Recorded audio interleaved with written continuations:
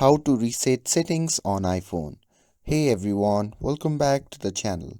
In today's video, I'm going to show you how you can simply reset settings on your iPhone. So without further ado, let's get started. So first open the settings app, and once you have opened it, simply scroll down and tap on General.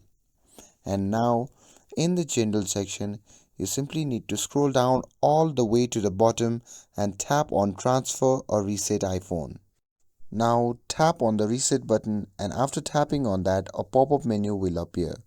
From that menu, simply select Reset All Settings, and a message will appear stating that all settings will be restored to their factory defaults, but your data and media will not be deleted.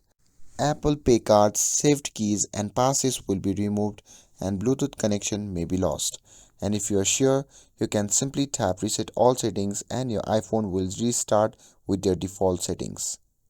But for this video, I have enabled the security delay, so I can't reset it right now, but you can reset it by following these steps.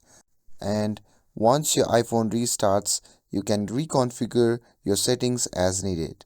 And with this, if this video was helpful, don't forget to like, share and subscribe for more tech tips. Thanks for watching, and I'll see you in the next video.